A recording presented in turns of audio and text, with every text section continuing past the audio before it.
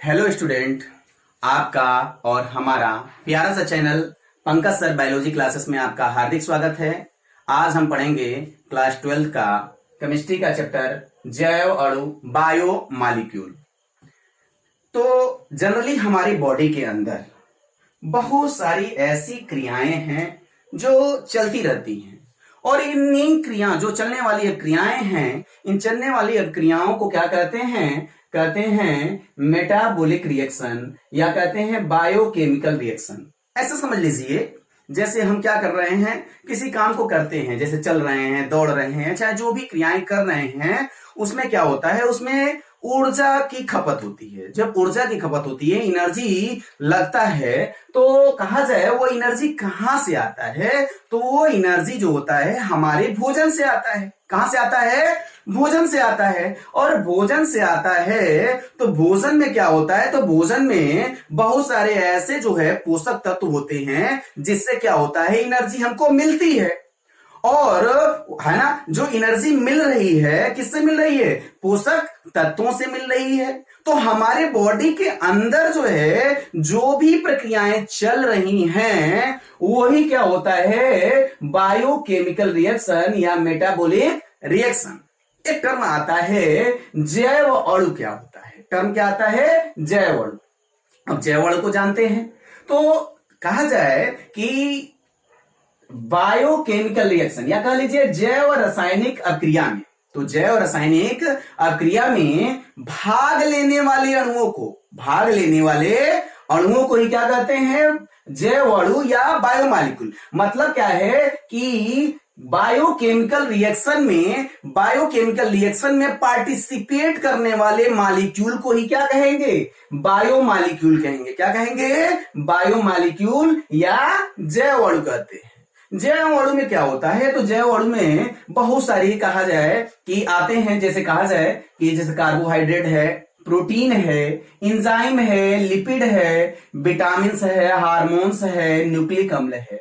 तो ये जितनी भी कहा जाए मॉलिक्यूल है, ये मॉलिक्यूल किसमें आता है? जैव अणु में आता है। और ये जो अणु होते हैं हमारे आरएनए या डीएनए के साथ जब मिलते हैं, आरएनए या डीएनए के साथ जब मिलते हैं तो वो कहा जाए कि बॉडी फ्लूइड का फॉर्मेशन करते हैं। किसका फॉर्मेशन करते हैं? बॉडी फ्लूइड का फॉर्मेशन करते हैं। और यही जो होता है बॉडी फ्लूइड जो होता है, एक तरह से कह लिया जाए कि जीवद्रव्य का निर्माण करते हैं। तो बायोकेमिकल जो होता है, जैव अणु जो है, वो कहा जाए हमारी बॉडी का एक इंपॉर्टेंट पार्ट है, बहुत ही महत्वपूर्ण भाग होता है। कौन? जैव अणु। और जैव अणु में हम क्या देखते हैं कि बहुत सारे मॉलिक्यूल हैं, तो एक एक को लेके हम पढ़ लेते हैं। पहला क्या है? कार्बोहाइड्रेट। पढ़ना तो सबको है, लाइन वाइज सबको एक एक को लेकर के हम चलेंगे। तो कार्बोहाइड्रेट को पढ़ते हैं। कार्बोहाइड्रेट क्या होता है इसको जानते हैं।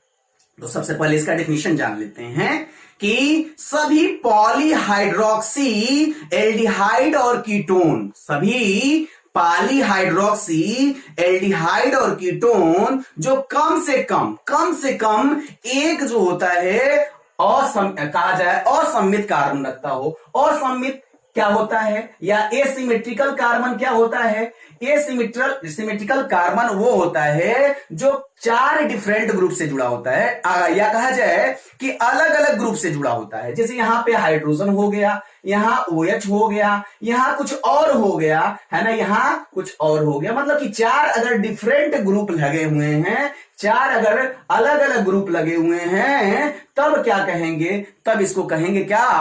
तब इसको कहेंगे असममित कार्बन, है ना। तो कहा जाए कि जो कार्बोहाइड्रेट होते हैं, कार्बोहाइड्रेट किसे कहते हैं? तो सभी पॉलीहाइड्रोक्सी कहा जाए एल्डिहाइड और कीटोन, सभी पॉलीहाइड्रोक्सी एल्डिहाइड और कीटोन जो कि क्या करते हैं, जिसमें कम से कम एक जो होता है असममित कार्बन होता है, तो उसे कहेंगे कार्बोहाइड्रेट। फिर बात आता है कि कार्बोहाइड्रेट में होता क्या है। तो कार्बोहाइड्रेट में कार्बन है, हाइड्रोजन है और ऑक्सीजन है। 3 चीजें होती हैं, कार्बन, हाइड्रोजन और ऑक्सीजन।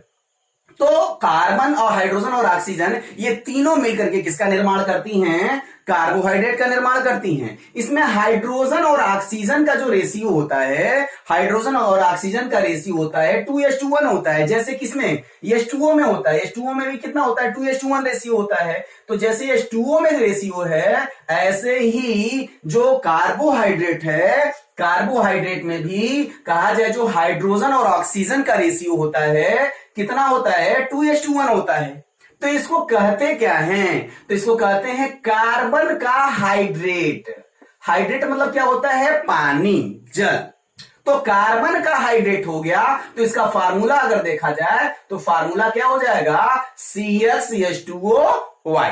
CxH2OY मतलब कार्बन के हाइड्रेट को ही क्या कहते हैं? कार्बोहाइड्रेट कहते हैं।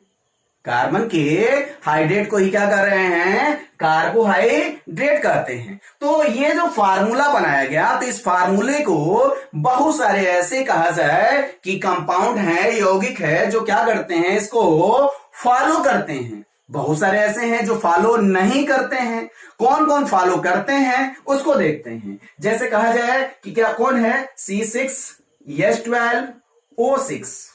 तो C6H12O6 ये कहा जाए क्या है? ये ग्लूकोज है या फ्रक्टोज है। ग्लूकोज कहिए या फ्रक्टोज कहिए। ये देखिए एकदम फार्मूले में क्या बैठेगा? फिट बैठेगा। कैसे देखिएगा? तो C6 और H2O का क्या हो जाएगा? 6। अब इसको मल्टीप्लाई कर दीजिए। 6 2 जा 12, ये 6 वो है ही, 6 2 जा 12 और 6 1 जा 6, मतलब C6H12O6। ये जो ग्लूकोज है या इसको फ्रक्टोज कहिए, ये किसको फॉलो कर रहा है? कि इस फार्मूले को फॉलो कर रहा है। मतलब क्या है? ये कार्बोहाइड्रेट है। क्या है? कार्बोहाइड्रेट है। ऐसे आता है तो और देख लीजिए क्या आता है? C12H22O11 मतलब क्या हो गया? इसको कहते हैं सुक्रोज कहते हैं। क्या कहते हैं? सुक्रोज। तो सुक्रोज जो होता है ना, सुक्रोज में क्या होता है? इसका देखिए वो फार्मूला C12 और H2O11 देख लीजिए। C12 है 11 2 जा 22, 11 1 जा 11। मतलब क्या हो रहा है? ये भी इस फार्मूले को क्या कर रहा है? फॉलो कर रहा है। मतलब कि C12H22O11 सुक्रोज है, ये सुक्रोज भी किसको फॉलो कर रहा है? इस फार्मूले को फॉलो कर रहा है। मतलब ये दोनों है क्या? तो ये दोनों कार्बोहाइड्रेट है। लेकिन कुछ एक्सेप्शन है। जैसे कहा जाए क्या है? कौन सा एक्सेप्शन है? कौन अपवाद है? जैसे एसिटिक एसिड है CH3COOH, एसिटिक एसिड है, या कह लीजिए CH2O, फॉर्मेल्डिहाइड है। तो ये एसिटिक एसिड हो गया या फॉर्मेल्डिहाइड हो गया। ये कहा जाए कि इस फार्मूले को फॉलो करते हैं। देखिएगा, इसी फार्मूले को फॉलो करते हैं, लेकिन ये जो है कार्बोहाइड्रेट में नहीं आते हैं। किसमें नहीं आते हैं? कार्बोहाइड्रेट में नहीं आते हैं। देख लीजिए कैसे। तो इसमें कितने कार्बन हैं? 2 कार्बन है C2, और ये कितने? हाइड्रोजन कितना है? तो 4 है। ऑक्सीजन कितना है? तो ऑक्सीजन 2 है। तो इसको बनाइए C2H2O बनाइए, और ये कितना हो जाएगा? 2 से मल्टीप्लाई कर दीजिए। तो क्या हो गया कि C2 हो गया, और 2 2 जा 4, और है ना 2 1 जा 2। मतलब क्या हो रहा है? ये एसिटिक एसिड के जो एसिटिक एसिड का फार्मूला है, कार्बोहाइड्रेट के फार्मूले को क्या कर रहा है? फॉलो कर रहा है। फॉलो कर रहा है, इसलिए यह कहा जाए कार्बोहाइड्रेट होना चाहिए, लेकिन कार्बोहाइड्रेट नहीं होता है। कौन? Acetic acid. और कहा जाए ऐसे आपका कहा जाए कौन है? फॉर्मेल्डिहाइड है। फॉर्मेल्डिहाइड का फार्मूला देखते हैं क्या होता है? SCHO। या कहते हैं क्या कि CH2O। तो ये भी किसको फॉलो कर रहा है? ये भी किसको फॉलो कर रहा है? ये भी जो है इस फार्मूले को फॉलो कर रहा है, लेकिन क्या नहीं है? ये जो है कार्बोहाइड्रेट नहीं है। लेकिन बहुत सारे ऐसे भी कुछ कहा जाए कंपाउंड है जो कहा जाए कि इस फार्मूले को फॉलो नहीं करते हैं, फिर भी जो है कहा जाए क्या है? वो जो होते हैं कार्बोहाइड्रेट आते हैं। जैसे रेमिनोज है। रेमिनोज जो होता है उसका फार्मूला जो होता है क्या होता है कि C6H12O5 है। मतलब ये रेमिनोज है। रेमिनोज जो होता है किसको, तो इस फार्मूले को फॉलो करेगा ही नहीं, क्योंकि यहां पे क्या है 5 है, तो इस पे बैठेगा ही नहीं। इसलिए क्या हो गया कि ये जो होता है कार्बोहाइड्रेट नहीं होना चाहिए, लेकिन ये क्या होता है, कार्बोहाइड्रेट होता है। क्या होता है, कार्बोहाइड्रेट होता है। तो कहा जाए कि कुछ ऐसे तत्व हमने देखा, कुछ ऐसे कंपाउंड हमने देखा कि जो क्या करते थे कि जो कार्बोहाइड्रेट के फार्मूले को फॉलो कर रहे थे, जो फॉलो कर रहे थे उसमें कौन था, ग्लूकोज था, सुक्रोज था, स्टार्च भी होता है। ये सब क्या होते हैं कि ये कार्बोहाइड्रेट के फार्मूले को फॉलो करते हैं, और फॉलो करते हैं इसलिए क्या है, कार्बोहाइड्रेट हैं। कुछ जो होते हैं फॉलो नहीं करते हैं, लेकिन फिर भी है ना, फिर भी क्या है, कार्बोहाइड्रेट हैं। कुछ ऐसे हैं जो फॉलो करते हैं लेकिन वो क्या है कि कार्बोहाइड्रेट नहीं है। जैसे एसिटिक एसिड होता है, एसिटिक एसिड कहां पाया जाता है, सिरका में पाया जाता है। कहां पाया जाता है, सिरका में पाया जाता है। तो एसिटिक एसिड हो गया, फॉर्मेल्डिहाइड हो गया, ये सब जो होते हैं क्या होते हैं कि ये कार्बोहाइड्रेट नहीं होते हैं। फिर आगे चलते हैं, आगे जो है हम पढ़ते हैं कि importance and occurrence of carbohydrate. तो कहा जाए इंपॉर्टेंस क्या है, मतलब कि कार्बोहाइड्रेट का महत्व क्या है, या कहा जाए कहां से प्राप्त होता है कार्बोहाइड्रेट। तो कार्बोहाइड्रेट है वो जो है कि जैसे वनस्पतियां हैं, जैसे पेड़ पौधे हैं, तो पेड़ पौधे जो हैं वो कहा जाए कार्बोहाइड्रेट का मुख्य स्रोत है। मतलब क्या है कि जो जितनी भी प्लांट्स हैं, हाँ, वो प्लांट क्या करते हैं कि प्लांट में ही ऐसी क्षमता है क्या करने का, कार्बोहाइड्रेट बनाने का, और किसी में कहा जाए कार्बोहाइड्रेट बनाने की कैपेसिटी नहीं है। जो कार्बोहाइड्रेट है वो किससे, प्लांट से प्राप्त होता है। तो फिर बात आता है कि ये यूज कहां कहां होता है, जैसे कल देखते हैं कि फर्नीचर अगर बनाना होता है, हम लोग का कपड़ा बनाना होता है, या और भी बहुत सारे कहा जाए मटेरियल्स हैं जिसमें हम देखते हैं धागा वगैरह है, तो उसमें किसका यूज होता है, इसी कहा जाए कार्बोहाइड्रेट है उसका यूज होता है। और कौन कौन से कहा जाए कार्बोहाइड्रेट है प्लांट के अंदर, तो देखते हैं क्या होता है कि स्टार्च होता है, सेलुलोज होता है, ये जितने भी होते हैं कार्बोहाइड्रेट वो कहां पाए जाते हैं, या ग्लूकोज होता है, वो कौन बना रहा है, प्लांट बना रहा है। कौन बना रहा है, प्लांट बना रहा है। तो प्लांट के अंदर ये कैपेसिटी होती है, क्षमता होती है कि वो क्या करता है कि कार्बोहाइड्रेट का फॉर्मेशन करता है। दुनिया में और कोई भी ऐसा नहीं है जो क्या करता हो, कार्बोहाइड्रेट बनाता हो।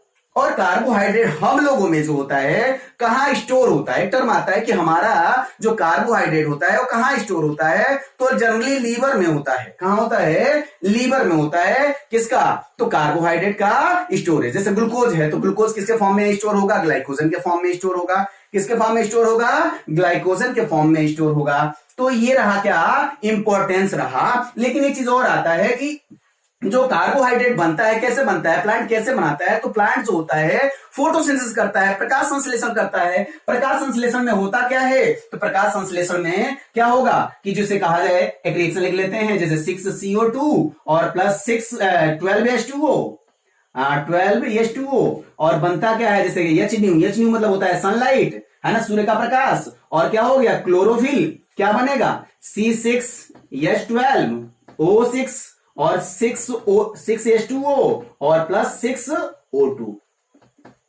तो ये देखिएगा, ये जो रिएक्शन दिख रहा है ये किसका है, ये है फोटोसिंथेसिस का है। किसका है, फोटोसिंथेसिस का है, मतलब कि प्रकाश संश्लेषण का है। तो प्रकाश संश्लेषण में होता क्या है, तो पौधे क्या करते हैं, वातावरण से जो होते हैं कार्बन डाइऑक्साइड लेते हैं, है ना, और कहा जाए जो जड़ है, जड़ों के द्वारा मिट्टी से क्या लेते हैं, मृदा के से क्या लेते हैं, वाटर लेते हैं। और सूर्य के प्रकाश, ये H मतलब होता है ये सूर्य का प्रकाश है, सूर्य के प्रकाश से क्लोरोफिल की उपस्थिति में क्या करते हैं, फूड का फॉर्मेशन करते हैं, ग्लूकोज का फॉर्मेशन करते हैं, स्टार्च का फॉर्मेशन करते हैं, और कहा जाए साथ में क्या निकल रहा है, ऑक्सीजन निकल रहा है। तो यहां हमारा मुख्य मकसद क्या है, कार्बोहाइड्रेट बनाना। तो हम देख रहे हैं क्या है कि जो कार्बन डाइऑक्साइड है और वाटर है ये ले करके पौधा क्या बना रहा है, कार्बोहाइड्रेट, या कहें कि एक तरह से ग्लूकोज का फॉर्मेशन कर रहा है। तो इस तरह जो है प्लांट क्या करते हैं कि कार्बोहाइड्रेट का क्या करते हैं, सिंथेसिस करते हैं। फिर बात आता है कि जो कार्बोहाइड्रेट है, कार्बोहाइड्रेट का जो है क्लासिफिकेशन देख लेते हैं कि कार्बोहाइड्रेट का, है ना, कितने प्रकार का होता है। है ना। तो कार्बोहाइड्रेट जो होता है वो दो प्रकार का होता है, एक होता है शुगर और दूसरा होता है नॉन शुगर, या कहते हैं पॉलीसेक्राइड, या कहते हैं शर्करा। पहला कहते हैं शर्करा, हिंदी में क्या कहते हैं शर्करा, और दूसरा क्या है अशर्करा। दूसरा क्या है अशर्करा।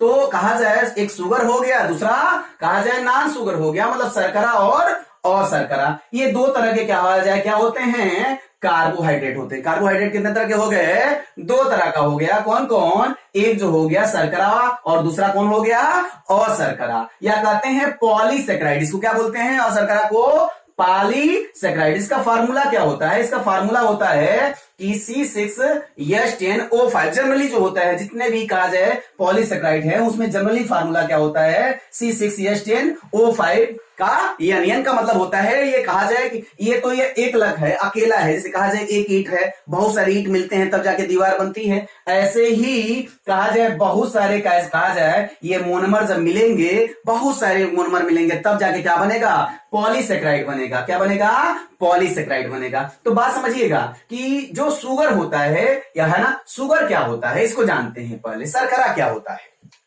इसको देख लेते हैं। शर्करा किसे कहते हैं, तो शर्करा जो होते हैं कि एक तरह से कहा जाए क्रिस्टली मतलब ठोस के रूप में होता है। तो जो शर्करा होता है, शर्करा कैसा होता है क्रिस्टली होता है, कलरलेस होता है। मतलब कलरलेस का मतलब क्या होता है रंगहीन है, मतलब कहा जाए क्रिस्टली है और क्या है रंगहीन है। और जल में क्या होता है घुलनशील होते हैं, जल में क्या होते हैं घुलनशील होते हैं। और स्वाद में क्या होते हैं मीठे लगते हैं, स्वाद में क्या लगते हैं मीठे लगते हैं। उसको क्या कहते हैं शर्करा कहते हैं। मतलब देखिएगा कि शर्करा है क्या, तो शर्करा हमने बताया कि शर्करा जो होता है क्रिस्टली होता है ना। और क्या होता है शर्करा रंगहीन होता है, मतलब उसका कोई कलर नहीं होता है। फिर और क्या होगा कि जो कहा जाए कि ये सॉलिड भी होगा, और कहा जाए कि जल में जो है घोलेंगे तो इजिली क्या हो जाएगा या घुल जाएगा, वाटर सॉल्युबल होता है। फिर क्या होता है कि ये जो है जो टेस्ट में है या स्वाद में कहें तो कैसा लगता है,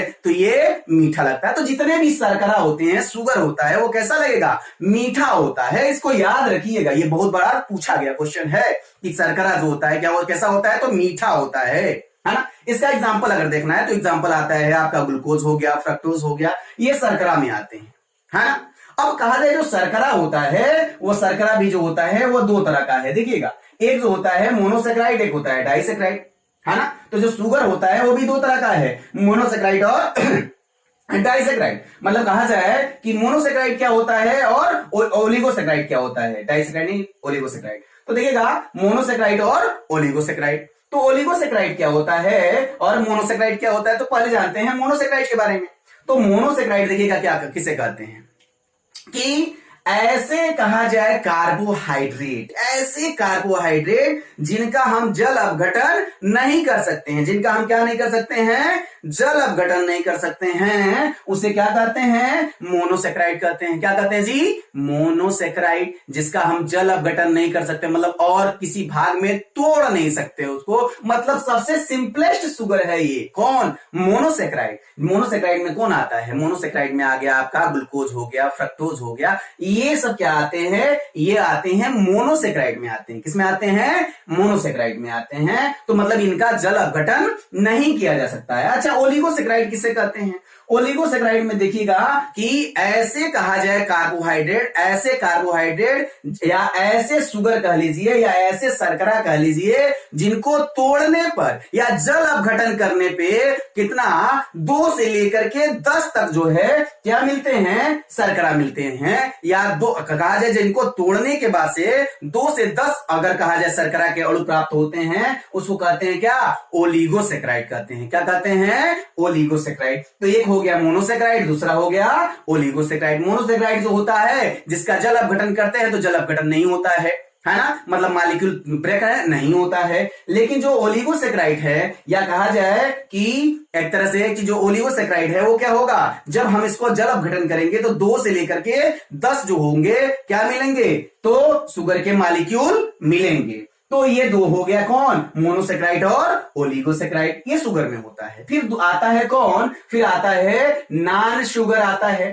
कौन आता है नॉन शुगर या कहते हैं पॉलीसेक्राइड। पॉली का मतलब क्या होता है? पॉली का मतलब बहुत सारा, है ना। तो पॉली का मतलब है बहुत सारे, मतलब बहुत सारे मोनोमर। मोनोमर मतलब क्या होता है कि जैसे ये कहा जाए, हमने बताया अभी आपको कि एक एक ईंट मिलकर के कहा जाए दीवार का निर्माण कर रहे हैं, तो ऐसे ही कहा जाए जो एक ईंट है उसी को मोनोमर कहते हैं या एकलक कहते हैं। क्या कहते हैं? एकलक, है ना। तो कहा जाए कि बहुत सारे एकलक जो है जो मिलते हैं तब क्या बनता है? तब बनता है पॉलीसेक्राइड बनता है। पॉलीसेक्राइड कब बनेगा? जब बहुत सारे मोनोमर मिलेंगे, एकलक मिलेंगे, तब पॉलीसेक्राइड बनेगा। और पॉलीसेक्राइड में होता क्या है? तो पॉलीसेक्राइड में अगर हम इसका जल अपघटन कराते हैं, इसको तोड़ते हैं, तो जब जल अपघटन कराएंगे तो कितना? तो बहुत सारा जो होता है क्या मिलेगा?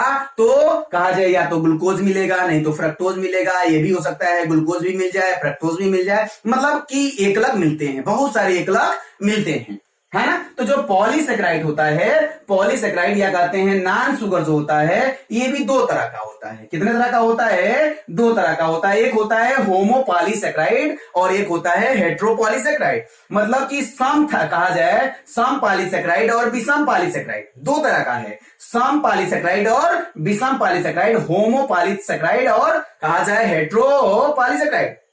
तो देखिएगा कि सम पॉलीसेक्राइड है क्या, मतलब कहा जाए ऐसे कहा जाए कि पॉलीसेक्राइड, ऐसे पॉलीसेक्राइड जिसको हम क्या करते हैं, जब हम ब्रेक करते हैं या जल अपघटन करते हैं तो एक जैसे मॉलिक्यूल मिलते हैं। जब एक जैसे मॉलिक्यूल मिलेंगे तब क्या कहेंगे? उसको बोलेंगे होमोपॉलीसेक्राइड। जैसे हम कहें कि देखिएगा कि जैसे हम कहें कि C5H10O5,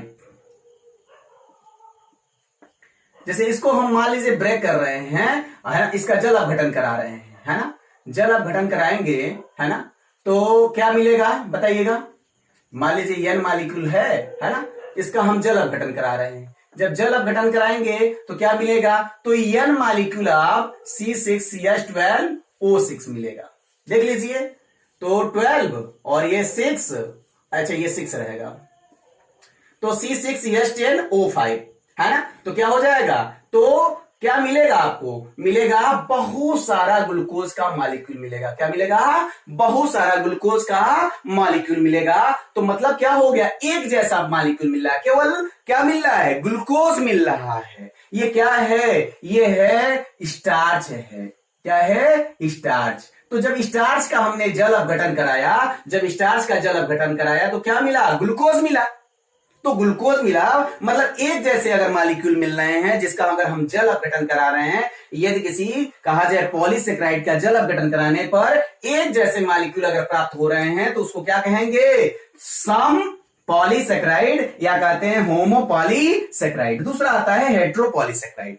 ये पॉलीसेक्राइड जिसका जल अपघटन करने पर क्या होता है? दो या दो से अधिक प्रकार के जो है क्या मिलते हैं कि मॉलिक्यूल प्राप्त होते हैं, तब क्या कहेंगे? उसको हेट्रोपॉलीसेक्राइड कहेंगे। क्या कहेंगे?